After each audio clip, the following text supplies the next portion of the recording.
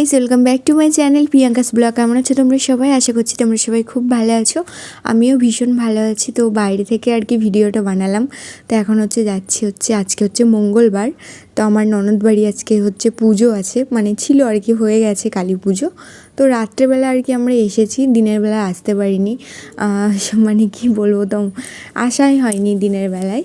তো এখন রাত্রেবেলা আর কি চলে এসেছি, আসতামই না, তো বারবার ফোন করার জন্য আবার আসলাম। তো এই যে আমি এখন বসে আছি, আর আমি ভিডিওটা বানিয়ে দিতে বলেছিলাম আমার ননদের মেয়েকে। তো আর কি মানে আমি ফার্স্টে ঢুকে পড়েছিলাম আর ভিডিও করা হয়নি, তো ভাবলাম তোমাদের সঙ্গে শেয়ার করব, ওই জন্য আর কি ভিডিওটা করে নিলাম। তো এই যে আমি একটা নর্মালভাবে রেডি হয়ে এসেছি, এখন বসে আছি। আর এই যে আমার বাবু খেলনা পেয়ে গেছে ওর দাদার আর কি, এসেই খেলনা নিয়ে শুরু করে দিয়েছে খেলা।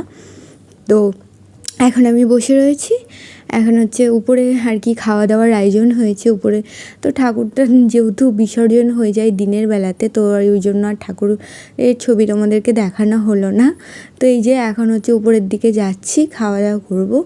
এখন প্রায় 11টা মতো বাজে। তো লাস্টে আমরা চলে এসেছি খাওয়া দাওয়া করতে, আমি, তোমাদের দাদাভাই আর আমার ভাই, আর তোজো এই সাইডে বসেছে। তো এখন খাওয়া দাওয়া করবো।